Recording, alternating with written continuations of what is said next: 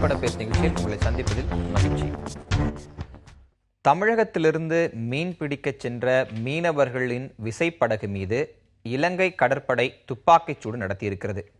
இதில் 2 மீனவர்கள் பலத்த காயத்துடன் புதுச்சேரி அரசு மருத்துவமனையில் சிகிச்சை பெற்று வருகிறார்கள். மேலும் சில மீனவர்கள் லேசான காயத்துடன் உயிர் தப்பியிருக்கிறார்கள். இலங்கை கடற்படையால் தமிழக மீனவர்கள் தாக்கப்படக்கூடிய சம்பவங்கள் தொடர்ச்சியாக நிகழ்ந்து வந்திருந்த காலத்தில் அதன் உயிர்பலிகளும் 800ஐ தாண்டியிருந்த ஒரு சூழ்நிலையில் கடந்த 2.5 வருடங்களாக இது போன்ற உயிர்பலிகள் இல்லை. படகுகள் பிடிக்கப்படுவது, மீனவர்கள் கைது செய்யப்படுவது போன்ற நிகழ்வுகள் மட்டுமே நிகழ்ந்து வந்தன என்று அனைவரும் தங்களை தாங்களே ஆசுவாசப்படுத்திக் கொண்ட ஒரு சூழ்நிலையில் இந்த துப்பாக்கிச்சூடு மீண்டும் நிகழ்ந்திருக்கிறது. இந்த 2.5 வருட காலத்தை சற்று அலசி பார்க்கும்போது இலங்கையிலும் ஆட்சி மாற்றம் நிகழ்ந்திருக்கிறது, இந்தியாவிலும் ஆட்சி மாற்றம் நிகழ்ந்திருக்கிறது. ஆனால் இந்த ஆட்சி மாற்றங்கள் தமிழக மீனவர்கள் மீதான தாக்குதலை தடுத்து நிறுத்த எந்தளவிற்கு பயன் தந்திருக்கிறது என்கிற கேள்வி மட்டும் எஞ்சி நிற்கிறது. பலமுறை பேச்சுவார்த்தைகள், பலமுறை சந்திப்புகள் என அரசியல் ரீதியாகவும் ராஜ்ய ரீதியாகவும் சந்திப்பு நிகழ்வுகள் நிகழ்ந்த போதிலும் இதுபோன்ற தாக்குதல்களும் உயிரச்சத்துடன் மீனவர்கள் மீன்பிடிக்க செல்லக்கூடிய மோசமான ஒரு நிலையும் தொடர காரணம் என்ன? இது குறித்து இன்றைய நேர்பட பேச அமர்வில் நாம் விவாதிக்க இருக்கிறோம். நம்மோடு இந்த அமர்வில் அனைத்து இந்திய அண்ணா திராவிட முன்னேற்ற கழகத்தைச் சேர்ந்த திரு ஆவடிக்குமார், பாரதிய ஜனதா கட்சியைச் சேர்ந்த திரு கரு நாகராஜன் மற்றும் மூத்த பத்திரிகையாளர் திரு ஆர்.கே. ராதாகிருஷ்ணன் ஆகியோர் நம்மோடு இணைகின்றனர். டெல்லியில் இருக்கக்கூடிய நமது அரங்கத்திலிருந்து நம்மோடு இணைகிறார் தேசிய மீனவர் பேரவையைச் சேர்ந்த திரு இளங்கோ. இவர்கள் அனைவரும் விவாதத்திற்கு வரவேற்று விவாதத்தை தொடங்குகிறேன். இளங்கோ, நான் உங்களிடமிருந்தே தொடங்கலாம் அப்படின்னு நினைக்கிறேன். இன்றைக்கு ஆர்ப்பாட்டம் ஒன்றை டெல்லியில் நிகழ்த்தி இருக்கிறீர்கள். நேற்றைய தினம் மிக அவசரமாக நீங்கள் சென்னையிலிருந்து புறப்பட்டு போனதை செய்திகளில் பார்க்க முடிந்தது. வெளியுறவுத்துறை அமைச்சர் சந்திப்பு, பல்வேறு விஷயங்களை இன்று இந்த ஒரு நாளில் நீங்கள் நிகழ்த்தி இருக்கிறீர்கள். ஆனால் மீனவர்களுடைய அந்த களத்தில் என்ன நடந்து கொண்டிருக்கிறது, என்ன பிரச்சனை தற்போது இருக்கிறது, இது போன்ற தாக்குதல்கள் நிற்கவே நிற்காது அப்படிங்கிற விரக்தி நிலையில் இருக்கக்கூடிய மீனவர்கள் தரப்பு கருத்து என்ன?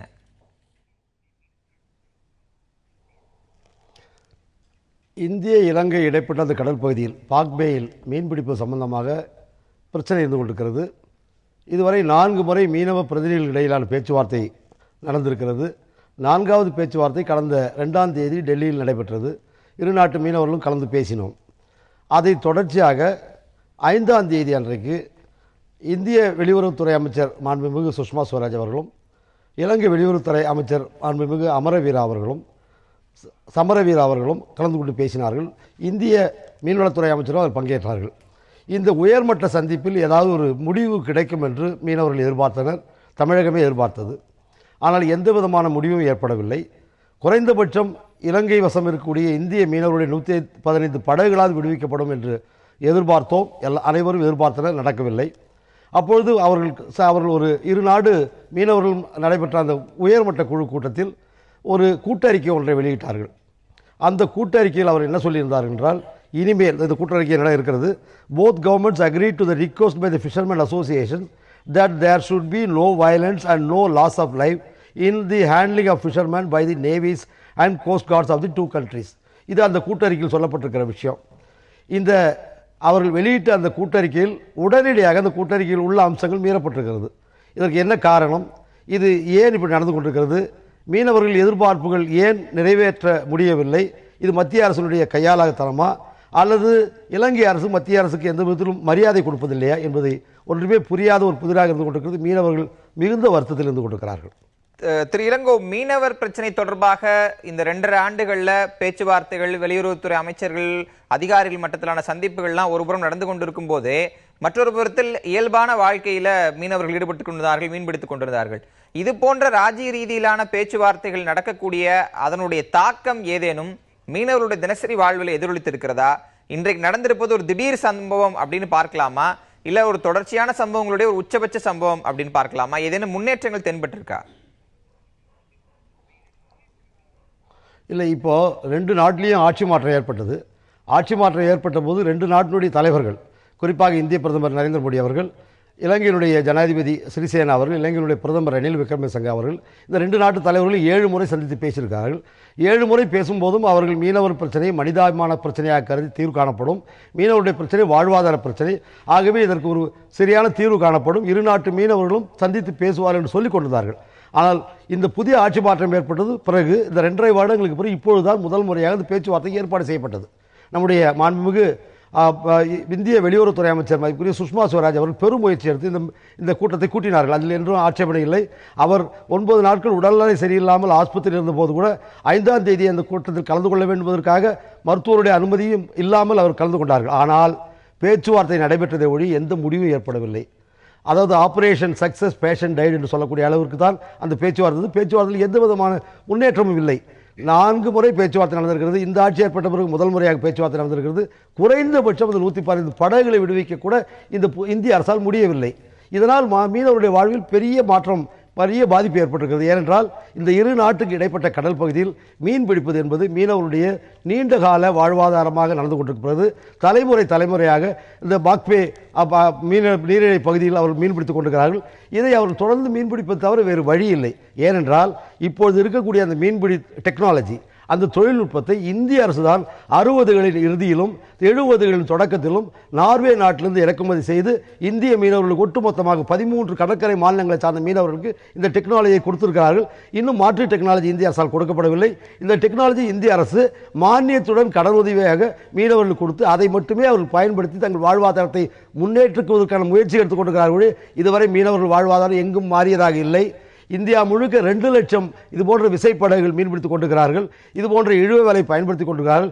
எங்குமே வாழ்வை ஆதாரம் முன்னேறவில்லை.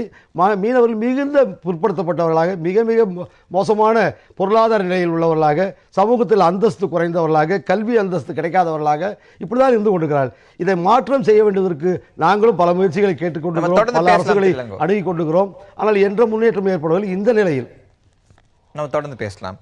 திரு ஆவடிக்குமார், அரசுகளுடைய பணிகள் என்னவாக இருந்தது அப்படிங்கிற கேள்வி முதல்ல கேட்க வேண்டிய ஒரு அவசியம் இங்கு இருக்கிறது. ஏன்னா நடந்திருப்பது ஒரு துப்பாக்கிச்சூடு அப்படின்னு மட்டும் விட்டுற முடியாது. மயிரலையில் உயிர் தப்பி இந்த 2 மீனவர்கள் வந்திருக்கிறாங்க. இல்லைன்னா அந்த 800ல இவங்க 802 மாறி இருப்பார்கள். இன்றைக்கு அதிமுகவினுடைய நாடாளுமன்ற உறுப்பினர்கள் அவையில இது தொடர்பாக பேசியிருப்பது, பிரதமரை சென்று சந்தித்திருப்பது, இது போன்ற நிகழ்வுகள் எல்லாம் வரவேற்கக்கூடிய அல்லது பதிவு செய்யக்கூடிய அதே தருணத்தில் போதிய அழுத்தத்தை கொடுக்க தவறி இருக்கிறது மாநில அரசு அப்படிங்கிற விமர்சனமும் தவிர்க்க முடியாத ஒன்றுதானே? இல்லை, நேற்றைய தினம் மீனவர்கள் பாலமுருகன், அரவிந்த் 2 மீனவர்கள் இலங்கை கடற்படையினுடைய துப்பாக்கிச் சூட்டுக்கு இலக்காகி இப்போ மருத்துவமனையில் இருக்காங்க. இது தமிழ்நாடு, பாண்டிச்சேரி 2 மாநிலங்களை சார்ந்த மீனவர்கள் தொடர்ந்து இலங்கை அரசால் தாக்கப்படுவதும், அவர்களுடைய மீன்பிடி வலைகள், படகு போன்ற வாழ்வாதாரங்கள் பறிக்கப்படுவதும், அவர்களை தொழில் செய்ய விடாமல் தடுப்பதும் இலங்கை தொடர்ந்து செஞ்சிட்டு வருது. இந்த நிலையில் இன்றைக்கு மத்திய அரசாங்கம் இலங்கை அரசோடு பேச்சுவார்த்தை நடத்தி அது 4வது கட்ட பேச்சுவார்த்தை முடிந்து 5வது கட்டத்தில் ஒரு சரியான தீர்வை எட்டும் என்று எதிர்பார்த்து கொண்டிருந்த நேரத்தில் இன்றைக்கு இலங்கை அரசாங்கம் இந்த தீர்வை ஏற்பட்டுவிடக் கூடாது என்ற நோக்கத்தோடு இந்த துப்பாக்கி சூட்டை திட்டமிட்டு நடத்தி இருக்கிறதோ என்ற ஒரு அச்சம் தமிழ்நாட்டில் வந்திருக்கிறது. இன்னும் சொல்ல போனால் இன்றைக்கு துப்பாக்கி சூடு என்பதை கூட ஒரு தேவையற்ற, இது கோடியக்கரைக்கு அருகிலே மீன் பிடிச்சிருக்காங்க. அது ஏறத்தாழ நம்முடைய வாழ்வாதார பகுதி, மீன்பிடி பகுதி தான். அங்கே துப்பாக்கி சூடு நடத்த வேண்டிய அவசியம் இல்லை. 2வது விரட்டி துப்பாக்கி சூடு நடத்த இருக்கின்ற ஒரு கொடுமையான கோரமான சூழல் அவசியமற்ற ஒன்று. இதற்கு என்ன காரணம்னா, பேச்சுவார்த்தை 4வது கட்ட பேச்சுவார்த்தை நடந்துட்டு இருக்கு. 2 நாட்டினுடைய அமைச்சர்கள் தலைமையில் அந்த பேச்சுவார்த்தை நடக்கு. இவ்வளவு நடக்க சொல்ல நம்முடைய நாட்டில் தலைநகரான டெல்லியில் உட்கார்ந்துக்கிட்டு இலங்கை மீன்வளத்துறை அமைச்சர் மஹிந்த அமரவீரா சொல்றாரு, நாங்கள் மீன் பிடிக்கிறத அனுமதிக்க மாட்டோம், நாங்கள் நடவடிக்கை எடுப்போம், தடுப்போம். அவர் ஒரு கொஞ்சம் கூட இந்த பேச்சுவார்த்தைக்கும் அவருடைய பேச்சுக்கும் சம்பந்தமே இல்லை. அவர் நாட்டில இருந்து சொல்லியிருந்தா கூட சரி, அங்க இருக்கிறவங்களுக்கு ஏதோ ஒரு செய்தியை சொல்றாருன்னு சொல்லலாம். ஆனா டெல்லியில சொல்றாரு, அதுவும் பேச்சுவார்த்தைக்கு ஒரு சமரசத்தை, ஒரு தீர்வை நோக்கி வந்தன்னு சொல்றவர். ஆனா இங்க என்ன சொல்லிட்டு போனாரு, அப்பவே நம்முடைய அரசாங்கம், மத்திய அரசாங்கம் அதற்கு எதிர்வினை ஆற்றல. அதை ஒரு பொருட்படுத்தலன்னு சொல்றதை விட அதை வந்து அனுமதிச்சாங்கன்றது தான் சரியான பொருளாக கொள்ள முடியும். இப்படி இவங்க இந்த சூழ்நிலையில் தான் இன்னைக்கு இந்த மத்திய அரசாங்கம் அவர்கள் அந்த டெல்லியில வந்து ஒரு ஆழம் பார்க்குறாங்க. ஆழம் பார்க்க சொல்ல நம்ம எதிர்வினை ஆற்றலன்னு ஒன்று அவங்க தைரியமா துப்பாக்கி சூடு நடத்தி அடுத்த கட்டத்துக்கு போறாங்க. இப்போ அப்போ உங்களுடைய புரிதல் அடிப்படையில இந்த பேச்சுவார்த்தைகள் சுமூகமாக சென்று ஒருவேளை பல தீர்வுகள் முன்வைக்கப்படுது, இத்தனை நாட்கள் இந்திய மீனவர்கள், இத்தனை நாட்கள் இலங்கை மீனவர்கள், இது போன்ற தீர்வுகள் வரவிடாமல் இலங்கை அரசுக்கு என்ன லாபம் இருக்க போகுதுன்னு நினைக்கிறீங்க? இந்திய அரசுக்கு லாபம், இலங்கை அரசு கேட்கிறேன். இலங்கை அரசு அவங்களுடைய நோக்கம் நிறைவேறதில்லை. அவங்க வந்து இந்திய மீனவர்கள் இலங்கை கடற்கரை எல்லைக்குள் மீன் பிடிக்க கூடாதுன்றதை விட இவங்களுடைய தொழில் செய்யறதுனால தான் அவங்களுடைய வாழ்வாதாரம் பாதிக்கப்படுகிறது. அங்க இருக்கிற மீன் வளம் வந்து கொள்ளை போகிறதுலாம் அவங்க தொடர்ந்து குற்றச்சாட்டுகளை வைத்து இலங்கை மீனவர்கள் நலனுக்காக இந்திய மீனவர்களை இலங்கை மீனவர்கள் நலனா அல்லது இலங்கையில் தொழில் செய்கின்ற பன்னாட்டு நிறுவனங்களுடைய பாதுகாப்புக்காக செய்யறாங்களான்றதெல்லாம் அது வந்து அந்த நாட்டு அது வேற வகையான ஒரு வாதத்திற்கு உட்படுத்தப்பட்டது. ஆனால் அவர்கள் சொல்லக்கூடிய வார்த்தை என்பது இந்தியாவில் இருந்து வந்து மீன் பிடிக்கின்றவர்களால் பாதிப்பு வருகிறது அல்லது இந்தியாவினுடைய மீன்பிடி தொழிலில் ஈடுபட்டிருப்பவர்கள் எங்களுடைய வாழ்வாதாரங்களை எங்களுடைய மீன் வளத்தை கொள்ளையடிக்கிறார்கள், கடல் வளத்தை சூறையாடுகிறார்கள் என்ற பொருளில் தான் அவங்க தடுக்க முயற்சி பண்றாங்க. இது அவங்களுடைய போக்கிலிருந்து இன்னும் சொல்ல போனால் நம்முடைய மீனவர்களுடைய படகுகள் மீன்பிடி வலைகள்லாம் அங்கே பிடித்ததனுடைய விளைவு இன்னைக்கு அதெல்லாம் பாழ்பட்டு அங்கே கேட்பாரற்று பாதிக்கப்பட்டிருக்கு. இது வந்து இலங்கை அரசாங்கம் தெளிவாக சொன்னாங்க. இனி நாங்கள் மீன் பிடிக்க வந்தால் நீதிமன்றத்தில் இவங்களை உட்படுத்தினா கூட அந்த மீன் பயன்படுத்துகின்ற சாதனங்களை பொருட்களை நாங்கள் திருப்பி தர மாட்டோம் சொல்லி ஏற்கனவே அவங்க இலங்கை இதுவரைக்கும் இந்திய அரசாங்கம் அதற்கு வந்து ஒரு சரியான இதை சொன்னதிலிருந்து மாறுபட்டு ஒரு நிலையை எடுக்க பேசலாம். திரு கருணாகராஜன், இந்த அரசு பொறுப்பேற்ற பிறகு பல்வேறு விஷயங்கள் பட்டியலிடப்பட்டன, இவையெல்லாம் நிகழாது அப்படின்னு. அதில் முக்கியமான ஒரு பொருளாக பார்க்கப்பட்டது தமிழகத்திலிருந்து மீன்பிடிக்க செல்லக்கூடிய மீனவர்கள் மீதான தாக்குதல். 2.5 வருடங்களில் உயிர் பலிகள் இல்லைனாலும் கைது, படகுகளை பிடிப்பதெல்லாம் நடந்து கொண்டேதான் இருந்தது. இப்போது உயிர் பலிக்கு சற்று ஒரு படி முன்பு போய் முடிந்திருக்கிற இந்த நிகழ்வை அரசின் தோல்வி அப்படின்னு சொல்வதை நீங்க ஏத்துக்கிறீங்களா? அரசின் தோல்வின்னு சொல்றதுக்கு எதுவுமே இல்லை. இந்த சம்பவம் இளங்கோ அவர்கள் சொன்னதுக்கு முதல்ல நான் பதில் சொல்லி ஆகணும். ஏன்னா சுஷ்மா ஸ்வராஜ் கடுமையாக முயற்சி செய்தார், பலமுறை முயற்சி செய்தார். 2 நாட்டு தலைவர்களும் பிரதம மந்திரிகளும் 7 முறை சந்தித்து பேசினார்கள், மீனவர் பிரச்சனை தீர்ப்பதற்கு முயற்சி செய்தார்கள். இங்கே கூட எங்களுடைய மத்திய அமைச்சர் பொன் ராதாகிருஷ்ணன் அவர்கள் அடிக்கடி மீனவர்களை சந்தித்து பேசிக் கொண்டிருந்தார். இவ்வளவும் செய்தும் ஒரு 10 நாட்கள்ல ஒரு முயற்சி எடுத்து அந்த முயற்சியை எப்படி நடைமுறைப்படுத்துவது, அந்த ஒப்பந்தத்தை எப்படி நடைமுறைப்படுத்துவது என்பது பல நூறு ஆண்டுகளாக இருந்து வருகிற அந்த பிரச்சனைக்கு ஒரு தீர்வு காணுகிற முயற்சியில் இப்பொழுது ஒரு சம்பவம் நடைபெற்ற காரணத்தை மட்டுமே வைத்துக்கொண்டு இரவு நேரத்தில் அங்கு எப்படி நடந்தது, யார் சுட்டார்கள், எப்படி சுடப்பட்டார்கள், இந்த விசாரணைகள் எல்லாம் மத்திய அரசு தீவிரமாக விசாரிக்கிறதுக்கு முன்பாக மத்திய அரசின் கையாலாகாத தனம் என்று சொன்னது மிகவும் நான் கண்டிக்கிறேன். அது வருத்தத்துக்குரிய விஷயம். உங்க வருத்தத்தை நீங்க இப்ப அண்ணன் கூட சொன்னாரு. பேசுறேன், உங்க பதிலுக்கு நான் கண்டிப்பா வர்றேன். நீங்க யார் சுட்டது அப்படிங்கிற கேள்வி தொடர்ச்சியாக 2 நாட்களாக சமூக வலைதளங்கள்லாம் போயிட்டு இருக்கு. அதுக்கு ஒரே ஒரு சிம்பிளான ஆன்சராக எதுவாக இருக்க முடியும் என்றால், இலங்கை கடற்படை சுட்டது அப்படின்னு ஊடகங்கள்ல வந்திருக்கு செய்தியை இதுவரை இலங்கை அரசாங்கம் மறுக்கவே இல்லையே. நான் அதை பத்தி பேசல. இளங்கோ அவர்கள் இந்திய அரசு இவ்வளவு தொடர் முயற்சியில் இருக்கிறது என்று தெரிந்தும் இன்னைக்கு டெல்லியில அமர்ந்து கொண்டு இந்த வார்த்தையை அவர் பயன்படுத்தியது வருத்தத்துக்குரியது, வேதனைக்குரிய என்று சொல்லுகிறேன். 2வது அண்ணன் கூட சொன்னார், சமரவீரா சொன்ன உடனே அன்னைக்கே நம்ம முடிவு பண்ணிட்டோம். டெல்லியில இருந்து பேசுறேன், அவங்க டெல்லியில இருந்து பேசினாலும் சென்னையில இருந்து பேசினாலும் அவங்க இளைஞனுடைய அமைச்சர்களா தான் பேசிட்டு இருப்பாங்க ஒழிய நம்ம ஊருக்கு வந்து யாரு, நம்ம எந்த ஊர்ல அமெரிக்கால பேசினாலும் லண்டன்ல பேசினாலும் நம்ம உரிமை விட்டு கொடுத்து பேச மாட்டோம். ஆனால் அன்றைக்கு சமரவீரா பேசியது கண்டிக்கத்தக்கது என்று ஏற்கனவே எங்களுடைய ஊடகங்கள்ல செய்தி தெரிவிச்சிருக்கோம். சமரவீரா சொன்னதை இங்க இருக்கிற அதிமுக அரசோ தமிழக அரசோ கண்டித்து ஒரு அறிக்கை வெளியிட்டு இருக்கிறார்களா? சமரவீரா அமரவீரா பேசியது தவறு, அவர்கள் எப்படி ஒப்பந்தத்தில் கையெழுத்து விட்டு உடனே இப்படி மறுபடியும் அதற்கு எதிராக ஒரு கருத்தை தெரிவிக்கலாம் என்று தமிழகத்தில் ஏதாவது ஒரு அறிக்கை வந்ததா? எந்த அமைச்சராக இதை பற்றி பேசி இருக்கிறார்களா? இன்றைக்கு நாம் பேசி என்ன பிரயோஜனம்? நிச்சயமாக ஒரு நம்மளுடைய நாட்டின் கௌரவத்தையோ நமது குடிமக்களுக்கு ஒரு ஆபத்து ஏற்படுகிற சூழ்நிலையோ நிச்சயமாக பிரதம மந்திரி விட மாட்டார். பல முன்னுதாரணங்கள் இருக்கிறது. இன்றைக்கு இந்த பிரச்சனையை பொறுத்தவரை அவர் இளங்கோ அவர்கள் சொன்னது போல இந்த மீன் பிடிக்கிற இழுவை மடி வலைகள், இதை மீன் பிடிக்கிற முறை வெளிநாட்டிலிருந்து வந்தது, மாற்று ஏற்பாடுகளை நாம் செய்ய வேண்டும், அதுவரை இந்த பிரச்சனைகள் இருக்கும் என்றெல்லாம் சொல்லி இருக்கிறார். அதுல பத்திரிகை செய்தியை படிப்போமேயானால் அந்த மீன் பிடிக்கிற இடத்திலிருந்து கிழக்கே 10 நாட்டிக்கல் மைல், ஏறத்தாழ 10 நாட்டிக்கல் மைல் என்பது ஏறத்தாழ 15 கிலோமீட்டர் இலங்கை கடற்கரை ஓரமாகவே செல்லக்கூடிய சூழ்நிலை நம் மக்களுக்கு இயற்கையாக வந்து விடுகிறது. இந்த கச்சத்தீவை இழந்த காரணத்தினால் 10 நாட்டிக்கல் மைல் அந்த புறம் செல்லும் போது நமது கடல் எல்லையே குறைந்து விடுகிறது. கச்சத்தீவின் காரணமாக இந்திய கடல் எல்லை குறைந்து விடுவதன் காரணமாக இலங்கையை ஒட்டி செல்ல வேண்டிய கட்டாயம் இருக்கிறது என்ற சூழ்நிலை காரணமாக அதிகமாக ஆழ்கடல் மீன்பிடிப்புக்கு ஏற்பாடு செய்து அங்க இருக்கிற பிரதம மந்திரியும் சரி, இங்க இருந்த முதலமைச்சர் அவர்களும் சரி, எத்தனை படகுகள் வேண்டுமானாலும் அவரும் நிச்சயமாக அந்த பேச்சுவார்த்தையில் கலந்திருப்பார். எத்தனை ஆழ்கடல் மீன்பிடிப்புக்கு எவ்வளவு உதவிகள் வேண்டுமானாலும் நாங்கள் செய்ய தயாராக இருக்கிறோம். கொஞ்சம் பிரச்சனையை மாற்றி நமது மக்கள் பாதிப்பு. சின்னதா ஒரு விஷயத்தை வேறுபடுத்தி பேசலாம்னு நினைக்கிறேன். நீங்க இந்த பிரச்சனையினுடைய நிரந்தர கால தீர்வு அப்படிங்கும் போது டூனா பிஷிங், ஆழ்கடல் மீன்பிடிப்பு, நாகராஜன் முடிச்சிடுறேன், பல விஷயங்கள் நம்ம பட்டியலிட முடியும். நான் கேட்பது இதனுடைய உடனடி தாக்கம் என்ன? மத்திய அரசு இந்த சம்பவத்தை, நம்ம ஒரு நாட்டோட பேச்சுவார்த்தை நடத்துறோம், அந்த பேச்சுவார்த்தை நடத்தி கொண்டிருக்கும் போதே அந்த நாட்டின் அமைச்சர் பேச்சுவார்த்தை முற்றிலும் முடக்குமாறு ஒரு தகவலை சொல்லுகிறார், ஒரு கருத்தை பதிவு செய்கிறார். இன்னொரு புறத்துல அந்த பேச்சுவார்த்தையை முற்றிலுமாக நிறுத்தக்கூடிய வகையில ஒரு துப்பாக்கி சூடு நடந்திருக்கிறது. இதற்கு மத்திய அரசின் உடனடி எதிர்வினை இல்ல. இந்த துப்பாக்கி சூடும் பேச்சுவார்த்தை நடைபெற்ற அங்க இருக்கிற பிரதம மந்திரிக்கு தெரியப்படுத்த வேண்டும் என்றோ, இல்ல இலங்கை அரசு தான் சொல்லி சுட சொன்னது என்றோ நம்ம எந்த ஒரு முடிவுக்கும் இப்பொழுது வரக்கூடாது.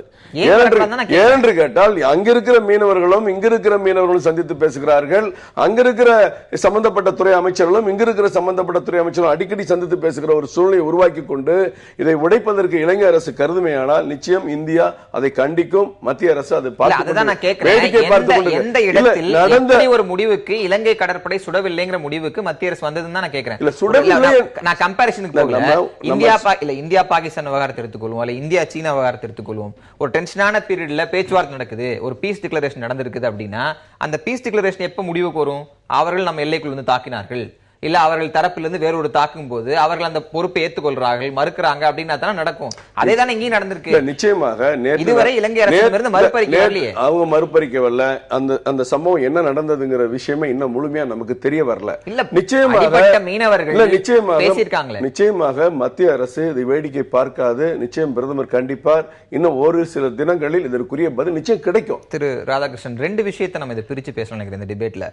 இதனுடைய உடனடி எதிர்வினைகள் எங்கெங்கெல்லாம் வந்திருக்கு, என்னென்னலாம் நடந்திருக்குன்றது. மற்றொன்று நிரந்தர கால தீர்வு, ஒரு லேட்டர் ஆஃப்ல அதை பேசலாம்.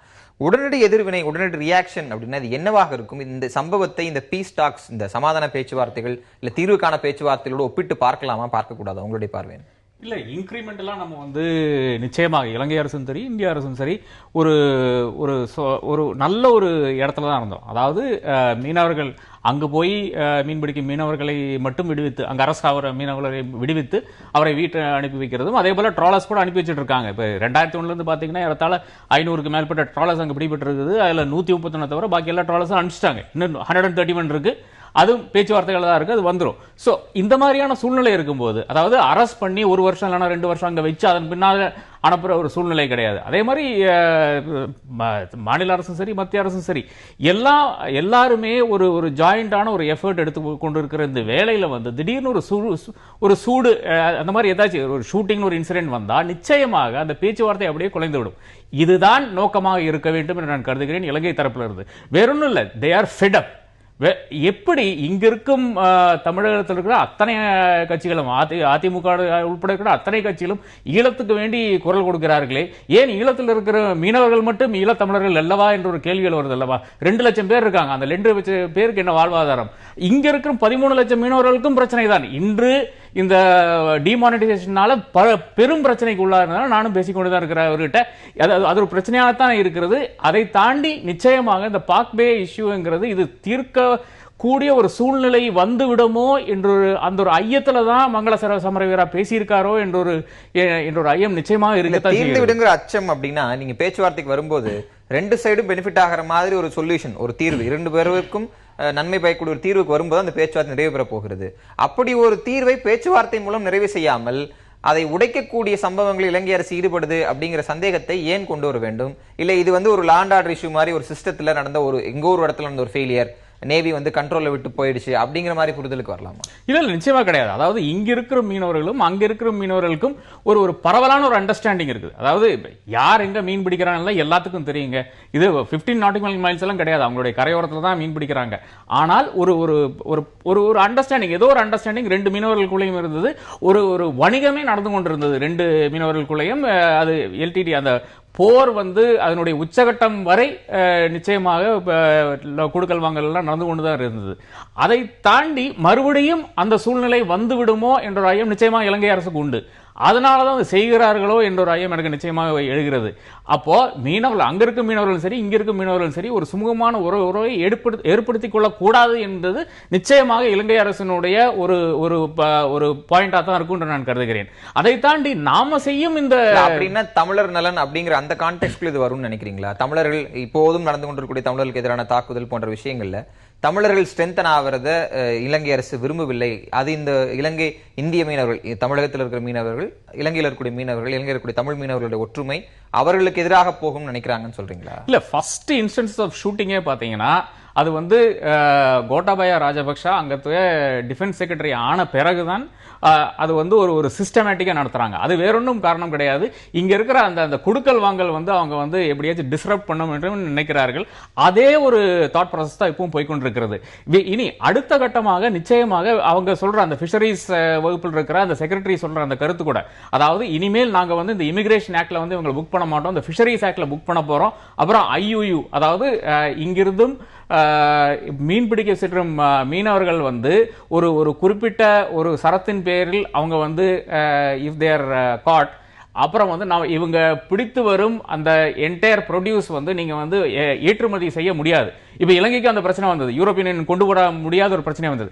இதெல்லாம் வந்து ஒரு ரீதியில் நடந்து கொண்டிருக்க, ஆனால் இந்த தமிழக மீனவர்களுக்கும் அந்த இலங்கை மீனவர்களுக்கும் இடையிலான அந்த பேச்சுவார்த்தை ஒரு பலனடிக்க கூடாது என்ற ஒரு இடத்துல இருந்து தான் இலங்கை அரசு நிச்சயமாக ஏதோ செய்து கொண்டிருக்கிறது நான் கருதுகிறேன். அதைத்தான் நீங்க அந்த என்டையர் சிச்சுவேஷன் பாத்தீங்கன்னா இன்னைக்கும் விக்னேஸ்வரன் வந்து ஒரு அழுத்தத்தின் பேரில் தான் அங்க உட்கார்ந்து கொண்டிருக்கிறார். ஒன்னும் பெரிய ஒரு மாற்றம் என்று பார்த்தால் வந்துவிடவில்லை.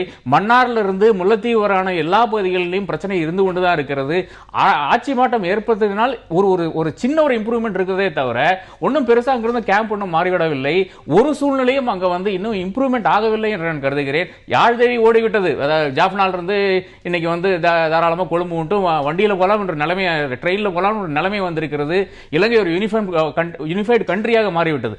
ஆனால் வடக்கு பொறுத்தவரை நிச்சயமாக இலங்கைக்கு அந்த ஆங்ஸைட்டி உண்டு. அந்த ஆங்ஸைட்டிலிருந்து வரும் பிரச்சனைகள் தான் இதெல்லாம் என்று நான் கருதுகிறேன். நம்ம முக்கியமான விவாதம் அது குறித்தும் பேசணும். இடைவேளை எடுத்துப்போம். இடைவேளைக்கு பிறகு நேர்பட பேசி தொடரும். திரு இளங்கோ, பத்திரிகையாளர் ராதாகிருஷ்ணன் ஒரு முக்கியமான விஷயத்தை முன்வைத்திருக்கிறார். தமிழக மீனவர்கள், இலங்கையில் இருக்கக்கூடிய தமிழ் மீனவர்கள், இவர்களுடைய ஒற்றுமை என்பது ராஜ்ய ரீதியிலான ஒரு அச்சுறுத்தலாக இலங்கை அரசு தொடர்ச்சியாக பார்த்து வந்திருக்கிறது. அது நிகழ்ந்துவிடக் கூடாது என்பதற்காக இந்த துப்பாக்கிச்சூடு என்று யோசிக்கலாம் என்று பார்ப்பதற்கான வாய்ப்புகள் இருக்கு அப்படின்னு சொல்றாரு. இது போன்ற கருத்துக்களை நீங்கள் கலந்து கொள்ளக்கூடிய பேச்சுவார்த்தைகளிலேயோ இல்லை இதுவரை நடந்திருக்கக்கூடிய பேச்சுவார்த்தைகளிலேயோ இலங்கை அரசின் நடவடிக்கை என்னவாக இருக்கிறது அப்படிங்கிற புரிதல் உங்களுடையது என்ன? இந்த இரு நாட்டு மீனவர்களுடைய பிரச்சனை தீர்வு காண வேண்டும் என்பதுதான் என்னுடைய மிக தலையான கோரிக்கை. அது மட்டும் இல்லாமல் பல விஷயங்கள், பல நேரங்கள், பல அரசியல் கட்சி தலைவர்கள் இதை அரசியலாக மட்டுமே பார்க்கிறார்கள். ஆனால் நான் ஒரு மீனவன் என்ற முறையில், தேசிய அளவில் ஒரு மீனவ அமைப்பினுடைய தலைவர் என்ற முறையில் இந்த பிரச்சனை, இந்த பேச்சுவார்த்தைக்கு ஏற்பாடு செய்து என்னுடைய பொறுப்பு நிறைய இருக்கிறது.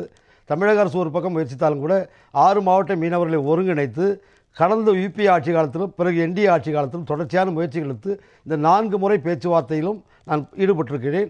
அந்த பேச்சுவார்த்தை உருவாவதற்கு காரணமாக இருந்திருக்கிறேன். இந்த பேச்சுவார்த்தையில் இருக்கக்கூடிய நிதர்சனமான உண்மைகள் மட்டும்தான் நான் பேச விரும்புகிறேன். அரசியலுக்குள்ளே செல்ல விரும்பவில்லை. 4 முறை பேச்சுவார்த்தை நடக்கும்போதும் 2வது முறை பேச்சுவார்த்தை கொழும்பில் நடக்கும்போதும் இந்த பிரச்சனை ஒரு தீர்வுக்கான ஒரு கட்டத்தை எட்டியது. அப்பொழுது ஒரு அரசியல் சக்தி, எங்கிருந்தோ அந்த அரசியல் சக்தி அந்த தீர்வை காண முடியாமல் செய்துவிட்டது. அதற்கு பிறகு கூட அவர்கள் கேட்பதெல்லாம், நீங்கள் 3 ஆண்டு காலம் கேட்கிறீர்கள், அந்த இழுவை வலையை பயன்படுத்துவதை நிறுத்திவிடுவோம், நாங்கள் இந்திய ஆழ்கடல் பகுதிக்கு சென்று விடுவோம் சொல்கிறீர்கள். இதற்கு உத்தரவாதம் என்ன? முதல் பேச்சுவார்த்தையில் நீங்கள் 1 மாத காலம் அந்த பகுதிக்கு வரக்கூடாதுன்னு நாங்கள் சொன்னோம், நீங்கள் ஏற்றுக்கொண்டீர்கள். ஆனால் உங்களை நடைமுறைப்படுத்த முடியவில்லை. இந்த 3 வருடத்துக்கு பிறகோ அல்லது நாங்கள் தருகின்ற 2 வருடத்துக்கு பிறகு வரமாட்டேன் என்பதற்கு உத்தரவாதம் என்ன என்று கேட்டார்கள். அந்த உத்தரவாதத்தை நாங்கள் இப்பொழுது கூட மாண்புமிகு வெளியுறவுத்துறை அமைச்சர் அவர்கள் கடந்த மாதம் எங்களை அழைத்து பேசினார். அப்பொழுது கூட சொன்னோம், நீங்கள் இப்பொழுது இருக்கக்கூடிய பிரச்சனை எல்லாம் இழுவை வலையை பயன்படுத்தக்கூடாது. ஆனால் இலங்கையில் இழுவை வலை பயன்படுத்தப்படுகிறதா என்றால் இலங்கையிலும் இழுவை வலை பயன்படுத்தப்படுகிறது. இலங்கையில் எல்லை தாண்டி மீன் பிடிக்கிறார்கள் என்றால் இலங்கையிலும் எல்லை தாண்டி சென்று ஸ்டிக்கோ கார்சியா வரை சென்று மீன் பிடிக்கிறார்கள். இதெல்லாம் ஒன்றும் புதுசு இல்லை. நான் கடந்த மாதம் இலங்கைக்கு சென்றிருந்தேன். அங்கே இழுவை வலை பயன்படுத்தி மீன் பிடிக்கிற ஒரு பகுதி மீனவர்கள் மீன் பிடிக்கிறார்கள். எங்களையும் அனுமதிகள் என்று போராட்டம் நடந்தது. நான் அங்கே இருந்தேன் அந்த நாளில், போராட்டம் நடக்கிற நாளில். அதனால் இது ஒன்றும் புதுசு இல்லை. ஆனால் பிரச்சனைக்கு தீர்வு இந்திய மீனவர்கள் எப்படி இருந்தாலும் இது பல ஆண்டுகளாக தலைமுறையாக மீன் பிடிக்கிற பகுதி, தொப்புள் கொடி உறவு எல்லாம் இருந்தால் கூட இன்றைக்கு எல்லை வகுக்கப்பட்டு விட்டது. கச்சத்தீவு அவங்களுக்கு கொடுக்கப்பட்டு விட்டது. கச்சத்தீவு கொடுத்ததன் மூலமாக நம்முடைய மீனவர்கள் ஒரு 200 சதுர நாட்டிகள் மைல் போக முடியாத ஒரு பிரச்சனை ஏற்பட்டு விட்டது. கச்சத்தீவு மீட்கப்பட வேண்டும். ஆனால் கச்சத்தீவு மீட்கப்பட்டால் மட்டும் பிரச்சனைக்கு முழுமையான தீர்வு வந்து வராது. ஆக இந்த பிரச்சனைக்கு தீர்வு அந்த எல்லை தாண்டி போவதை தடுப்பது எப்படி? அதை தடுப்பதற்கு நான் பலமுறை கடந்த ஆட்சி காலத்திலும் சரி, இந்த புதிய மத்திய அரசு ஏற்பட்ட போதும் சரி, ஆலோசனைகளை முன்வைத்தோம். அந்த ஆலோசனை நிறைவேற்றுவதாக சொன்னார்கள். இந்த புதிய ஆட்சி ஏற்பட்ட பிறகு அந்த ஆலோசனையை என்னிடம் அழைத்து கேட்டார்கள். மத்திய அமைச்சர் மாண்புமிகு ராதாகிருஷ்ணன் அவர்கள் கேட்டார்கள். அதை வெளியுறவுத்துறை அமைச்சர்களிடம் சென்று சொன்னார்கள். அவர்களும் எங்களிடம் நாங்கள் 1000 கோடி ரூபாய் கூட செலவு செய்ய தயாராகிறோம். இந்திய மீனவர்களை இலங்கை பகுதிக்கு செல்லாமல் இந்திய ஆழ்கடல் பகுதிக்கு அனுப்பி வைப்பதற்கு அவர்களை விரிவுபடுத்தி, அவருடைய படகுகளை விரிவுபடுத்தி அதற்கு தேவையான உபகரணங்களாக ஏற்படுத்தி தருவதற்கு தயாராக இருக்கணும் என்று 2.5 வருடமாக சொல்லிக் கொண்டிருக்கிறார்கள். ஒழி எதுவும் நடக்கலை. அந்த நாங்கள் கொடுத்த அந்த திட்டம், அந்த புதிய திட்டம் இந்திய மீனவர்களை, குறிப்பாக அந்த 6 மாவட்ட மீனவர்களை ஆழ்கடல் பகுதிக்கு அனுப்புவதற்கான திட்டம் கொள்கை அளவில் ஒப்புக்கொள்ளப்பட்டிருக்கிற தவிர அதை நிறைவேற்றுவதற்கு மத்திய அரசு உரிய நடவடிக்கை எடுக்கவில்லை. மாநில அரசு கோரிக்கை வைத்துக் செயல்படுத்தினாலே இந்த பிரச்சனைக்கு தீர்வு காண முடியும். இல்ல, இந்திய இலங்கை மீனவர் பிரச்சனை என்பது வெறும் இந்த இழுவை மடி வலை பிரச்சனையாக சுருங்கி விட்டதுன்னு புரிஞ்சுக்கிறதா? அந்த ஒரு இஷ்யூ மட்டும்தான் என்ன சார்ட் அவுட் ஆகல, மற்ற எல்லாம் தீர்ந்து விட்டது. அதை மாற்றி இங்க இருக்கக்கூடியவர்களுக்கு டூனா பிஷிங்கோ ஆழ்கடல் மீன்பிடி போன்றவற்றை கொடுத்து விட்டால் இது போன்ற சம்பவங்களே நடக்காதுன்னு நீங்க சொல்றீங்கன்னு புரிஞ்சுக்கிறதா? கண்டிப்பா கண்டிப்பா எங்களுடைய கருத்தா தான். இந்த பேச்சுவார்த்தையில் உண்மையில் நடக்க, நான் பேச்சுவார்த்தையில் 4 முறை பேச்சுவார்த்தை இருந்தவன்ற முறையில் பேச்சுவார்த்தையில் நடக்கிறதும் வெளியில் அரசியல் தலைவர்கள், வெளியே இது போன்ற பத்திரிகையாளர்கள், இது போன்ற சமூக ஆர்வலர்கள்லாம் சொல்றதுக்கு சம்பந்தமே இல்லை. அந்த பேச்சுவார்த்தையில் நாங்கள் கேட்பதெல்லாம் எங்களுக்கு ஆழ்கடல் பகுதிக்கு செல்வதற்கான வாய்ப்பை மத்திய அரசு ஏற்படுத்தி கொடுத்தால் 2 ஆண்டு காலத்தில் 3 ஆண்டு காலத்திற்கு பிறகு நாங்கள் அந்த பக்கம் வரமாட்டோம். நாங்கள் அங்கே வருவது தவிர்க்க இயலாதாக இருக்கிறது. எங்களுக்கு வேறு வழி இல்லை. எங்கள் வாழ்வாதாரத்திற்காக நாங்கள்.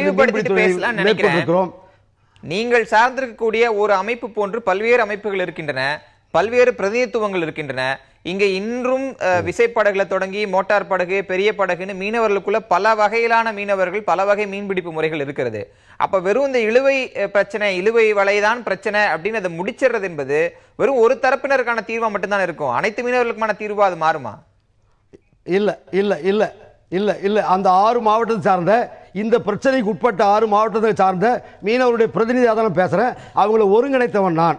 இந்த 3 ஆண்டுகளுக்கு மேலாக இதை ஒருங்கிணைத்து இந்த பிரச்சனை முதன்மையாக இருந்து பிரச்சனை பேச்சுவார்த்தையில் கலந்து கொண்டு, பேச்சுவார்த்தைக்கு எல்லா அடிப்படையில் தான் நான் சொல்றேன். நிறைய பேர் பேச்சுவார்த்தை என்ன நடக்குதுன்னே தெரியாம வெளியே உட்கார்ந்து கொண்டு ஏதோ பேசிக் கொண்டிருக்கிறார்கள் என்பதுதான் உண்மை. இந்த பிரச்சனையை ஆழ்கடல் அந்த இழுவை வலையை பயன்படுத்துவதுதான். இழுவை வலையை பயன்படுத்துவது இல்லை என்றால் பிரச்சனையே இல்லை. அவங்க தொடர்ந்து இலங்கையுடைய தமிழ் மீனவர்கள் எங்களுடைய உறவினர்கள் தான். அவர்கள் நாங்கள் அங்கே வருவதற்கு கூட ஒரு ஆட்சேபம் தெரிவிக்கவில்லை. இப்போது இந்த முறை பேச்சுவார்த்தையில் ஒரு தீர்வு காண்பிக்க முடியும். ஆனால் அங்க இருக்கக்கூடிய அரசியல் சக்தி, அந்த அரசியல் சக்தி அது எந்த சக்தி என்பதை நான் இப்ப சொல்ல விரும்பவில்லை. அரசியல் சக்தி தான் தடையா இருக்கிறது ஒழிய இழுவை வலை மட்டும் தான் பிரச்சனை. இழுவை வலைக்கு மாற்று கண்டுபிடித்து மாற்று கண்டுபிடித்து அதை நடைமுறைப்படுத்துவது மத்திய அரசு பொறுப்பு. அதை நடைமுறைப்படுத்துவது மாநில அரசு சேர்ந்து பண்ணணும். இது என்னுடைய ஒரு தனிப்பட்ட கருத்தோ அல்லது ஒரு அமைப்பினுடைய கருத்து இல்லை. அந்த 6 மாவட்டத்துடைய கருத்தை தான். சரி, அதுவே உங்க கருத்தாக நான் பதிவு செய்து கொள்றேன். கொஞ்சம் காத்திருங்க. களத்தில் இருக்கக்கூடிய பத்திரிகையாளராக நீங்க 2 விஷயங்களையும் பார்த்திருக்கீங்க. அவர் எனக்கு இதுல இந்த விஷயத்துல உடன்பாடு இல்லாதனால இந்த கேள்வி கேட்கிறேன். இது இழுவை வடை மாற்றுவதால் மட்டுமே பிரச்சனை தீர்ந்துரும் அப்படிங்கறத ஏற்றுக்கொள்ள முடியுமா? நிச்சயமாக முடியாது. அதாவது இங்கிருந்து போகும் அந்த படகுகளை இலங்கை கடலோரத்திலிருந்து பார்த்தவன் நான். திங்கட்கிழமை, புதன்கிழமை, சனிக்கிழமை எப்படி வருவாங்கன்னா ஒரு பெரிய கிராமமே திரண்டு வர்ற மாதிரி லைட்டெல்லாம் போட்டு வருவாங்க. அதை பார்த்தவுடன் இந்த மீனவர்கள் எல்லாம் ஓடி போய் விடுவார்கள். இன்றைக்கு கூட அவங்க திங்கட்கிழமை, புதன்கிழமை, சனிக்கிழமை வந்து கடலுக்கு செல்வதில்லை. வேற ஒன்றும் கிடையாது. இந்த இழுவை வலையினால அவங்க விலையும் கட்டாயிரும். அப்புறம் வந்து ஒண்ணுமே இருக்காது. இவங்க எல்லாமே அள்ளிட்டு போயிடுவாங்க. அவங்களுக்கு வாழற கூட அன்னைக்கு வீட்டுக்கு கொண்டு வர கூட மீன் மிஞ்சாது. அந்த மாதிரி ஒரு சூழ்நிலையில தான் அவங்க வந்து மனம் நொந்து தான் சொல்றாங்க, நீங்க இங்க வந்து வராதீங்கிற கோரிக்கை அப்பதான் வருது. இலங்கை அரசனோடு ஒத்துழைக்கும் கோரிக்கையும் அப்பதான் வருது. இல்லாத சும்மா இந்த கச்சத்தீவுங்கிறதானுங்க பெரிய பிரச்சனை. இதை பத்தி எவ்வளவோ புரிதல் இல்லாதையா இல்லைன்னா அரசியலான்னு தெரியல. இப்ப இளங்கோ பேசுறது அரசியலா தான் பேசுறாரு. கச்சத்தீவுக்கும் ஒரு திருகோணமலைக்கும் மன்னாருக்கும் என்ன டிஸ்டன்ஸ் இருக்குன்னு கூட தெரியாமலா இவர் பேசிட்டு இருக்காரு. அதுதான் பிரச்சனை. ஏன் அப்புறம் மன்னாருக்கு வர்றாங்க? அது ஏன் மன்னார் எப்படி கச்சத்தீவு கிட்ட வரும்? அது எப்படி திருவண்ணாமலை வந்து மன்னார் இது கச்சத்தீவு கிட்ட வரும்? இதுதான். அதாவது நீங்க அவங்களுடைய இப்ப மீரா சீனிவாசன் கூட கேரவான் மேகசின்ல விரிவாக எழுதியிருக்காங்க. அங்க இருக்க மீனவர்கள் என்ன சொல்றாங்கன்னா, நீங்க வராதீங்கன்னு சொல்றாங்க. வராதீங்கன்னு சொல்றது வேற ஒன்றும் கிடையாது. இருக்கிற அத்தனை வளத்தையும் அள்ளிட்டு போயிருக்கீங்க. வரும்போது இந்த மாதிரியான ஒரு பெரும் ஒரு படையெடுப்போட வர்றீங்க. அது இப்ப என்ன கேட்கறீங்கன்னா, 140 நாள் வந்துட்டு இருக்கோம், ஒரு 83 days வர்றோம் அப்படின்ட்டு கேட்டு இருக்கீங்க. ஆனால் ஒரு ஒப்பந்தம் கூட இவங்க வந்து அவங்களோட என்ன பேசினார்களோ அந்த ஒரு ஒப்பந்தத்திலும் இவங்க வந்து உறுதியாக நிக்க மாட்டேங்கிறாங்க. அதுக்கு என்ன உத்தரவாதம்? இளங்கோ போன்றவங்களும் சரி, யாருமே வந்து உத்தரவாதம் கொடுத்தால் கூட அந்த உத்தரவாதத்தை வந்து எல்லாத்துக்கும் கட்டுப்பாடாக இருக்க மாட்டேங்கிறாங்க யாரும். இது இந்த மாதிரியான எவ்வளவோ பிரச்சனைகள் இருக்கு. மீனவர்கள் அங்க நொந்து போயிருக்காங்க. இங்க இருக்கும் அரசியல் கட்சிகள், எல்லா அரசியல் கட்சிகளும் அரசியல் தொடர்ந்து நடத்தி கொண்டுதான் இருக்கிறது.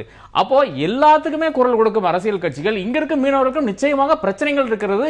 அங்க போலனா அவனுக்கு இங்க வந்து நிச்சயமாக சோறு ஒன்றும் இடத்துல அவன் இல்லை என்றது நான் புரிவேன்.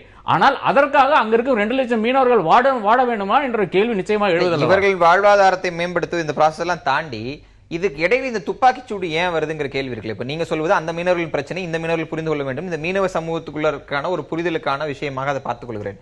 இதுல இடையில துப்பாக்கி சூடு இலங்கை அரசு நடத்துவது என்ன மாதிரியான அரசியல்? அதுதான் அரசியல்.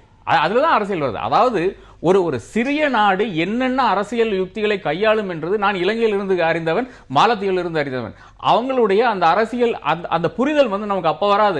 ஒரு வருஷம் கழிச்சு இல்லைன்னா அந்த எல்லா ஈவெண்ட்ஸும் முடிந்த பிறகுதான் நமக்கு அந்த இது வரும். இவர் கூட சொன்னார், முன்னாடி கூட ஒரு தீர்வு எட்டும் நிலையில் இருந்தோன்ட்டு. எனக்கு தெரியும், டக்ளாஸ் தேவானந்தா ஒரு மீட்டிங் கன்வீன் பண்றாரு அங்க கொழும்புல, என்னையும் கொண்டு உட்கார வைக்கிறாரு. அதுல வந்து இலங்கை மீனவர்கள் சரமாரியாக திட்டுறாங்க இந்தியன் மீனவர்கள், நீங்க வர வேண்டாம்னு சொல்றாங்க. ஆனா தனியா என்ன சொல்றாங்கன்னா, இது வந்து ரெஸ்ட்ரிக்ட் பண்ண வேண்டும் என்ற ஒரு கருத்தை கூறுகிறார்கள். இது என்னது, இந்த பாட்டம் ட்ராலிங் நட்ஸ் வேண்டாம்னு சொல்றாங்க. இது வந்து அட்லீஸ்ட் ஒரு 50 days மேல வராதீங்கன்னு சொல்றாங்க. இந்த மாதிரியான கருத்துக்கள் எல்லாம் வருது. அவங்க வந்து அந்த டைம்ல வந்து நிச்சயமாக ஒரு புரிதலுக்கு இல்லைன்னா ஒரு அண்டர்ஸ்டாண்டிங்க்கு தயாராக இருந்தாங்க. ஆனால் இந்திய மீனவர்கள் அதுக்கு தயாராக இல்லை. சோ இந்த மாதிரி ஒரு சூழ்நிலையில தான். ஆனால் இது வந்து ஒரு கூட்டத்தில் சொல்லக்கூடிய இடத்தில் அவங்க கிடையாது. அப்போ ஏன் இந்த கூட்டத்தில் சொல்லக்கூடிய இடத்துல அவங்க இல்லைன்னா, இலங்கை அரசினுடைய அழுத்தம் காரணமாக அவங்க சொல்லக்கூடிய இடத்தில் கிடையாது. மத்திய அரசுடைய அழுத்தம் சாய்த்திருக்க முடியாதா? மத்திய அரசுடைய அழுத்தம் அந்த அழுத்தத்தை குறைத்திருக்க முடியாதா? இல்ல, அந்த அளவுக்கு மத்திய அரசு இதுல வந்து ஈடுபாடாக வேலை செய்ததா என்று பார்த்தால் அது யூபி அரசாங்கம் சரி, பிஜேபி அரசாங்கம் சரி நிச்சயமாக கிடையாது. சுஷ்மா ஸ்வராஜ் வந்து தொடர்ந்து அங்க வந்திருக்காங்க, லீடர் ஆஃப் ஆப்போசிஷன் அவங்க வந்திருக்காங்க, மீனவர்களை சந்தித்து பேசியிருக்கிறார்கள். ஒரு இடத்துல வந்து மீனவர்களே அவங்களை வழிமறித்தார்கள் லீடர் ஆஃப் ஆப்போசிஷன் இருந்த டைம்ல. அப்புறம் வந்து இதை மனு கொடுக்கும்போது தான் நீங்க இங்க வராதீங்கன்ற ஒரு கருத்து தான் அவங்களுக்கும் கொடுக்குறாங்க. அது உங்க மீனவர்கள் இங்க வரக்கூடாது, எல்லை தாண்டி வரக்கூடாது என்ற கருத்து தான் கொடுக்குறாங்க. அது வேற அது அரசியல் தான். டக்ளாஸ் தேவானந்தனுடைய அங்கத்தை அரசியல். ஆனால் சுஷ்மா ஸ்வராஜும் தொடர்ந்து ராமேஸ்வரம் வந்த போதும் சரி, அந்த ஏதோ லோட்டஸ் மீட்டிங் வந்தாங்களே அப்போ வந்ததும் சரி, அது தொடர்ந்து அவங்க என்ன சொல்லியிருக்காங்கன்னா, நிச்சயமாக நீங்க ஆழ்கடலுக்கு போறீங்க, ஏன் அங்க போறீங்கன்னு கேட்டுக்கொண்டிருக்காங்க. ஆனால் இதுதான் அடுத்த பிரச்சனை. இது வெரி இன்ட்ரெஸ்டிங். இது மத்திய அரசும் மானியம் கொடுக்காது, மாநில அரசும் மானியம் கொடுக்காது. 50% மானியம் கொடுப்பாங்களாமா. அதாவது 30 லட்சம் ரூபாய் வந்து ஒரு மீனவன் இதுல வந்து இன்வெஸ்ட் பண்ணுவாமா. அவன் எங்க போவான்? 30 லட்சம் எனக்கு உங்களுக்கே முடியாது, மீனவன் எங்க போவான்? அந்த இடத்துல தான் திரு இளங்கோடம் கேட்கணும். திரு இளங்கோ அவர் கேட்ட ஒரு முக்கியமான கேள்விதான். நீங்க இழுவை வலையை எடுத்துவிட்டு அவளை ஆழ்கடலுக்கு தள்ளலாம் அப்படின்னு சொல்லும் போது, ஒரு பெரும்பான்மை பகுதி ஆழ்கடல் மீன்பிடிப்புக்கு தயாராகிற பொருளாதார சத்தோடு இருக்காங்களா மீனவர் தரப்புல? அவர் முடிச்சு இல்ல, நம்முடைய நண்பர் பத்திரிகையாளர் ராதாகிருஷ்ணன் அவர்கள் சரியான புரிதல் இல்லாமல் ஏதோ பேசிக்கொண்டிருக்கிறார். அவர் எப்பொழுதுமே இந்த சப்ஜெக்ட் பேசும்போதெல்லாம் அவர் இந்த மாதிரி தான் பேசினுக்கிறாரு. ஆக்சுவலாக நான் சொல்லும் போது கச்சத்தீவு தீர்த்து தான் எல்லாமே தீர்ந்துடும் நான் சொல்லலை. அவர் ஏதோ நான் தப்பாக சொன்ன மாதிரி சொல்லுங்கிறார். ஒன்று ரெண்டாவது ஆழ்கடல் மீன்பிடிப்புக்கு எல்லாரையும் போகணும்னு சொல்லிட்டு யாரும் சொல்லலை. 30 லட்சம் கொடுக்க முடியுமானா அவருக்கு ஒன்றா மீனவர்களுக்கு 30 லட்சம் கொடுக்கறது பெரிய தவறான விஷயமா அவருக்கு தெரியல. அவருடைய சிந்தனை எப்படி இருக்கலாம், அதை பற்றி எனக்கு ஆட்சேபனை கிடையாது. ஆனால் மீனவர்களும் இந்த நாட்டினுடைய பிரஜைகள் தான், அவங்களும் தொழில் பண்ணணும். விவசாயத்துக்கு எக்கச்சக்கமான கடன்லாம் கொடுக்குறோம், பலவிதமான கடன் கொடுக்குறோம். விவசாயத்துக்கு கொடுக்குற மாதிரி கடன் கொடுக்க தான் கேட்குறோம், கடனும் மானியமும் கேட்குறோம், நியாயமான வட்டியில் கடன் கொடுக்கணும் கேட்குறோம். என்ன தவறு நண்பர் ராதாகிருஷ்ணன் எப்பயுமே மீனவர்களுக்கு எதிரான கருத்தை சொல்வதே அவருடைய வேலையா வச்சிருக்கிற எல்லா தொலைக்காட்சியும் இதாக பண்ணுகிறாரு.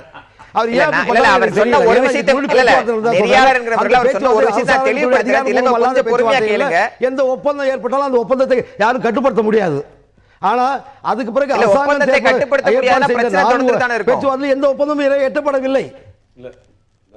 இல்ல ஒரே நிமிஷம் ஒரு விஷயம் தெளிவுபடுத்துறேன். ஆழ்கடல் மீன்பிடிப்புல நீங்க ஒரு டூனா போட்டுக்கு 60 லட்சம் ரூபாய் ஆகுதுன்றது இன்னைக்கு மார்க்கெட் பிரைஸ்.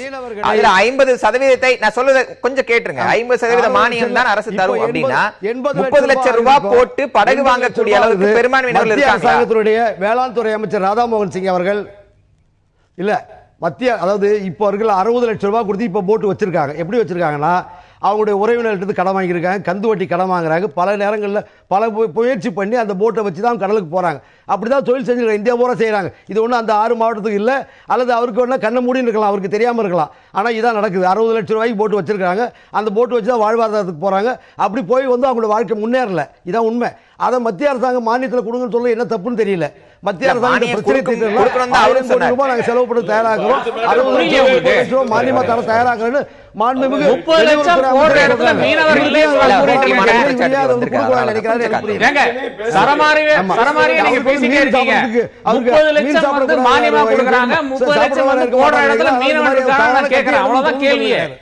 எல்லா மீனவனும் உங்கள மாதிரியான தொடர்ந்து பேசலாம் தெரியல உங்கள மாதிரியான மீனவன் வேணா போடுற இடத்துல இருப்பாங்க. ஆனால் பெரும்பாலான மீனவர்கள் 30 லட்சம் போடுற இடத்துல கிடையாது. அதான் நான் சொல்றேன். ஏன் அதுக்கு நீங்க தடையா இருக்கீங்க? அதுக்கு என்ன சம்பந்தம்? கொஞ்சம் காத்துருங்க. ஆமா திரு நாகராஜ், மீன் உணவு இந்த நாட்டுடைய மக்களுக்கு தேவையான உணவு, மிக குறைந்த விலையில் மீன் உணவா கிடைக்கிறது, சத்துணவு, புரோட்டீன் கொண்ட உணவு, அது கிடைக்க வேண்டும். மத்திய அரசாங்கம் ஆட்சேபனை இல்லை. திரு கருணாகராஜன், மானியம் அப்படிங்கிற விஷயத்துக்குள்ளதான் வராங்க. 1000 கோடி ரூபாய் அளவுக்கும் தரலாம் அப்படின்னு அவர் சொல்லக்கூடியது இது ஒன்றுதான் தீர்வு அப்படிங்கிறாரு. சரி, அதுதான் ஒன்றுதான் தீர்வு அப்படின்னு நம்ம ஏற்றுக்கொண்டால் கூட அதற்கு மத்திய அரசு இதுவரை என்ன செய்திருக்கிற கேள்வி அவரே கேட்கிறார். உங்க பதில் என்ன? இல்ல, இப்ப இதுல ஒரு முக்கியமான ஒரு விஷயத்த பார்க்கணும். இப்ப நாங்க 3 பேரும் மீன் பிடிக்க போல, அவர் இளங்கோவுக்கு தான் தெரியும் ஒரு மீனவருடைய உண்மையான பிரச்சனைய அவர் தான் சொல்ல முடியும். அதுக்குள்ள கருத்துக்கள் அது அரசுக்கு எதிராக இருக்கா, இல்ல அரசு இதை செய்யல, இந்த குறைகளை சொல்லும் போது நம்ம அவர் சொல்றதை கேட்கணும். அவர் மிக தெளிவா சொல்றாரு, 6 மாவட்டத்தில் இருக்கிற மீனவர்கள் பிரச்சனை இலங்கைக்கு போய் இந்த பிரச்சனை உருவாவதற்கு காரணமே இந்த இழுவை மடி வலைகளுடைய காரணம் தான். இழுவை மடி, சுருக்கு மடி, இரட்டை மடி, இந்த மாதிரி எல்லாம் இருக்கிற காரணம் தான். இதை நாங்கள் கைவிட வேண்டும் என்று சொன்னால், அந்த பொருளாதாரம் அவர்களுக்கு சமன்படுத்தப்பட வேண்டும் என்று சொன்னால், ஆழ்கடல்ல போய் நாங்கள் அதிகமான மீன் பிடித்து ஒரு போட் போயிட்டு வந்தா இன்னைக்கு 5 டன் 10 டன் மீன் கிடைக்கிற மாதிரி ஒரு வாய்ப்புகளை உருவாக்குற சூழ்நிலை தான் இதுக்கு மாற்றம் அமைய முடியும். அந்த பக்கம் ஒருத்தன் வெறும் 15 மைல்ல உட்கார்ந்துக்கிட்டு இந்த பக்கம் மீனே பிடிக்காதுன்னு இலங்கையில சண்டை போட்டு இருக்கான். இங்க இருக்கிறவன் தமிழன் தான், அங்க இருக்கிறவன் தமிழன் தான். பாரம்பரிய முறைப்படி கலாச்சாரப்படி இந்த பகுதியில தான் நம்ம மீன் பிடிக்கணும் அப்படிங்கிறது நிச்சயமான கட்டாயமான உண்மை. ஆனால் இந்த மாதிரி உரசல்கள் புரசல்கள் வந்து கொண்டிருக்கிற பொழுது வெளிநாட்டை இருக்கக்கூடிய நம்ம இந்தியாவுக்கு எதிரான சக்திகள் எப்படி இலங்கைக்கு இந்தியாவுக்கும் சண்டை போட்டு வரலாம், இப்படி ஒவ்வொரு சுற்றி இருக்கிற நாடுகள் எல்லாம் இந்தியாவுக்கு எப்படி அந்நியப்படுத்துவது என்ற சதி திட்டங்கள் மூலமாக சைனா தன்னுடைய முதலீடெல்லாம் இலங்கையில கொண்டு போட்டுட்டு இருக்கு. இப்ப அவர் கேட்கறதுல இழுவை மடி வலைகள் முடிவுக்கு கொண்டு வரும் என்று சொன்னால், இழுவை மடி வலைகள் மூலம் அங்கே இலங்கை கடற்கரை ஓரத்தில் இருக்கக்கூடிய அத்தனை மீன் வளங்களும் கடல் வளங்களும் அழிக்கப்படுகின்றன அந்த குற்றச்சாட்டை அங்க இருக்கும் சொல்றான். இப்ப அப்படி ஒரு வலைகள்ல பிடித்து வர்ற பழக்கத்தை நம்ம தான் இங்க கத்து கொடுத்தோம். அவங்கள அந்த அளவுக்கு வரக்கூடிய நீ கேட்கறதுக்கு அது சொல்லக்கூடிய அந்த வருவாயை நாம் எப்படி சரி செய்வதென்றால் ஆழ்கடல் மீன்பிடிப்பு தான் சரி செய்ய முடியும் என்று சொல்லியிருக்கிறார். அதற்கும் அவரே சொல்லியிருக்காரு. சுஷ்மா ஸ்வராஜ் சொல்லியிருக்காங்க, 1000 கோடி முதல் கட்டமாக ஒதுக்குகிறோம், கொள்கை அளவிலே ஏற்றுக்கொண்டிருக்கிறார்கள். 1000 கோடி ஒதுக்க நிச்சயமாக பிஜேபி பொறுத்தவரை இந்திய மீனவர்கள் மீது மிக அக்கறையும் பாசமும் கொண்டவர்கள். ஒரு கிரிக்கெட் என்னோட புரிதல் கேட்கிறேன். ஆயிரக்கணக்கான மீனவர்கள், லட்சக்கணக்கான மீனவர்கள் அவர்களுடைய பாரம்பரியமாக இழுவை வலைகளை பயன்படுத்தி மீன்பிடித்துக் கொண்டிருக்கும் போது அதையெல்லாம் ஒரே நாள் லட்சக்கணக்கான மீனவர்கள் இல்ல பிரதர். சரி, ஆயிரக்கணக்கான மீனவர்கள் நீங்க வச்சுக்கீங்களா? நெறியாளர் தெரிஞ்சுக்கணும். ஒண்ணு நீங்க பல படகு இருக்கு, நீங்க பல படகு கிடையாது. ஒண்ணு நாட்டு படகு, ஒண்ணு விசைப்படகு. நான் பல படகு இல்ல, இல்ல, நான் ரொம்ப 3-4 தெளிவா வெரைட்டி இருக்கு. நீங்க சொன்னீங்க இப்ப தெளிவா கருத்து. பயன்படுத்தினேன். விசைப்படகு, நாட்டு படகு. மீன்பிடி முறைகள் என்பது மீன்பிடி முறைகள் பல வகைகள் இருக்கிறது. நான் உங்களுக்கு டிஸ்கஸ் பண்றேன். அவர் இளங்கோ கேட்டுட்டு இருக்காரு. இல்ல, discuss பண்ணலாம். விசைப்படகு, நாட்டு படகுங்க. விசைப்படகு நான் படகு வித்தியாசம் சொல்லவே இல்ல. நான் மறுபடியும் மீன் பிடிக்கிற மீன்பிடி முறைகள் சொன்னேன். மீன் பிடிக்கிறதுல விவாதிக்கலாம். ஆனா நாட்டு படகு திருவண்ணாமலைக்கு போகாது. நான் கேட்ட கேள்வி இல்ல, நாட்டு படகு திருவண்ணாமலைக்கு போகாது, வல்வெட்டித்துறைக்கு போகாது. நீங்க மீனவர்களிடம் இருக்கக்கூடிய அந்த இரட்டை மடி வலைகளையோ சுருக்கு வலைகளையோ ஒரே நாள் எடுத்துட்டு அவர் எல்லாத்தையும் ஒரே நாள் ஆழ்கடல் மீன்பிடிக்கு டூனா ஃபிஷிங்க்கு அனுப்பிட முடியுமா? இவர் இப்ப சொன்னபடி 1000 கோடி கொள்கை முடிவு ஏற்றுக்கொள்ளப்பட்டு இன்னைக்கு 7-8 மாதங்கள் ஆயிருக்கு. 2.5 வருடங்கள்ல எதுவுமே நடக்கல. நீங்க ஒரே நாளில் இரட்டை மடி வலைகளை எடுத்துக்கோங்க. 2.5 வருடங்கள் எதுவுமே நடக்கலங்கறதா நீங்க பேசாம இருந்தீங்க. இன்னைக்கு ஒரு துப்பாக்கி சூடுக்காக பேசுறீங்க. நீங்களே தொடக்கத்துல சொன்னீங்க 800 மீனவர்கள் கொல்லப்பட்டார்கள். காங்கிரஸ் கவர்மெண்ட் 10 வருஷம் இருந்தது. துப்பாக்கி சூடு சாதாரணமான விஷயம் எடுத்து சொல்றீங்க. சாதாரண எப்படிங்க 800 மீனவர்கள் கொல்லப்பட்டார்கள் நீங்க சொன்னீங்க. 2.5 வருடம் ஒரு சம்பவம் கூட நடக்காம பாதுகாப்பாக மத்திய அரசு இலங்கையை மிரட்டி வச்சிருந்தது. அங்கீகரிக்காமல் இல்லை, அதை அங்கீகரிக்க அப்புறம் எப்படி ஒரு சம்பவமே மத்திய அரசுடைய பாரபட்சம் செயல்படல, அது கண்டிக்கல, எப்படி சொல்ல முடியும்? அப்படி கேட்கவே இல்லை. நீங்க அப்படிதான் சொல்ல வரீங்க. நீங்க யதார்த்தமான விவாதங்களை விட்டுட்டு நீங்க அந்த துப்பாக்கி சூட பத்தியுமே திருப்பி கொண்டு வர்றது உங்களுடைய விவாதத்தின் மையப்பொருள். அதை மட்டுமே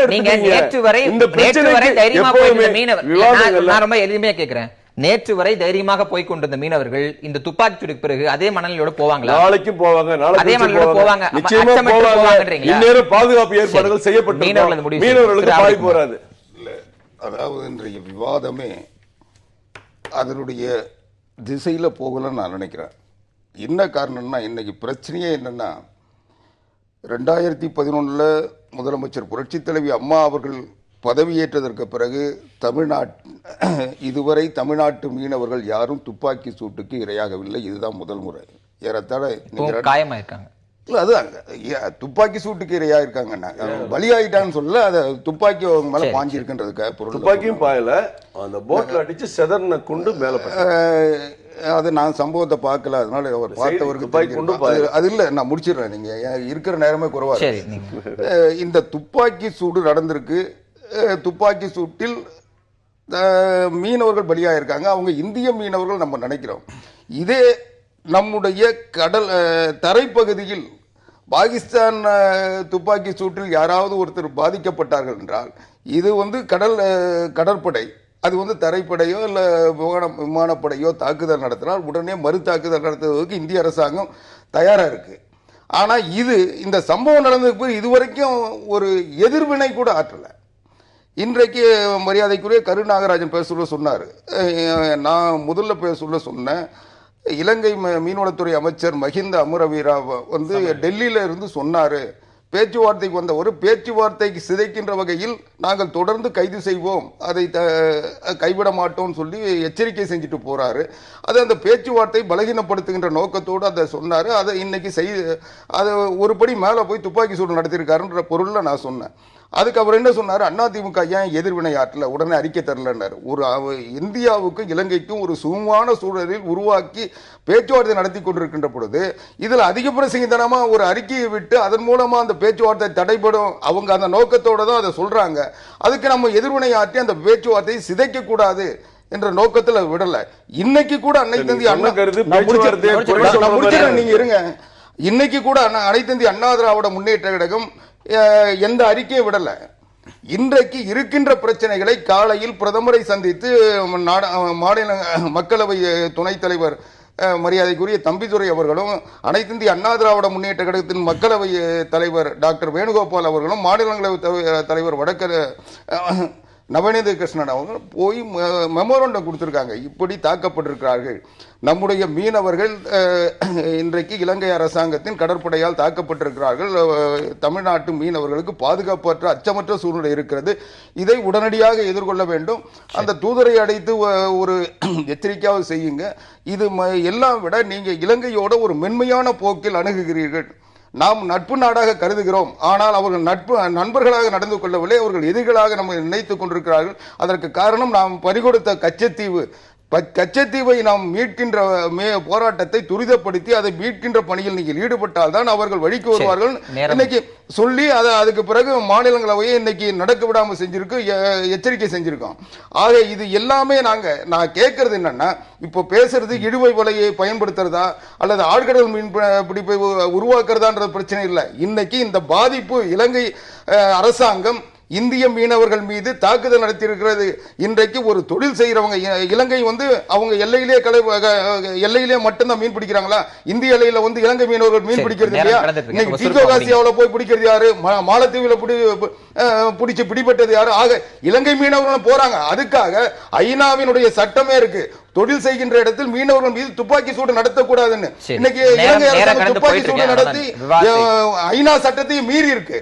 அப்படிப்பட்ட ஒரு சம்பவத்துக்கு பிறகு கூட ஒரு மென்மையான போக்கை, நட்பு ரீதியான போக்கை அவர்களிடம் கடைபிடிக்க வேண்டும் என்று எதிர்பார்ப்பது எப்படி நியாயம்? ரொம்ப சுருக்கமா உங்களுடைய இறுதி கருத்து, மத்திய அரசிடமிருந்து எதிர்வினையை எப்போது எதிர்பார்க்கலாம்? நிச்சயமாக இந்நேரம் அந்த பணி நடந்து கொண்டிருக்கும். மத்திய அரசு மற்ற எல்லா இதற்கு முன்னிருந்த ஆட்சிகளை விட மிக தீவிரமாக இந்திய மீனவர்கள் மீது அக்கறையும் பாசமும் கொண்டது என்பதை நிச்சயம் எல்லாம் இந்த நாட்டு மக்களுக்கும் மீனவர்களுக்கும் நன்கு தெரியும். இது பாரம்பரிய மீன்பிடி தளங்கள் என்று ஒத்துக்கொள்ள முடியாது, வேற ஒன்றும் கிடையாது. 60லையும் 70லையும் தான் இங்க நார்வீஜியன் ஹெல்ப்போட நடந்தது, விசைப்படகுகள் வந்திருந்தது. சாரும் சொன்னாரு இந்த மாதிரி கண்ட்ரி போட்ஸ் திருகோணமலைக்கு போகலான்ட்டு. ஸோ இந்த வாதமே முற்றிலும் தவறானது என்று நான் கருதுகிறேன். இதை நீங்க ஃபர்ஸ்ட் மறுபரிசீலனை பண்ணுங்க. 13 லட்சம் மீனவர்கள் தமிழகத்திலிருந்து வாடிக்கொண்டுதான் இருக்கிறார்கள் இன்னைக்கும். அதுக்கு வேற காரணம், அது இந்த காரணம் கிடையாது, டிமானிட்டைசேஷன் காரணமா இருக்குது. 2 லட்சம் மீனவர்களுக்கு அங்க இலங்கையில் இருக்கும் மீனவர்களுக்கு என்ன நீங்க என்ன விடுவீங்க தான் என்னுடைய கேள்வி. எக்ஸ்டெண்ட் பண்ணுங்க, அத பத்தி நம்ம தனியா விவாதிக்கலாம். போது நேரம் இல்லாத விவாதத்தை நிறைவேற்றுறேன். விவாதத்தில் கலந்து இலங்கை டெல்லியில இருக்க ஒரு நல்ல முடிவு ஒரு கிடைக்கட்டும். வாழ்த்துக்கள். இளங்கோக்கு மட்டுமல்ல 13 மீனவர்களுக்கு கிடைக்கட்டும். விவாதத்தில் கலந்து கொண்டதுக்கு நன்றி. மீண்டும் ஒரு நேர்பட பேசாமல் சந்திக்கலாம்.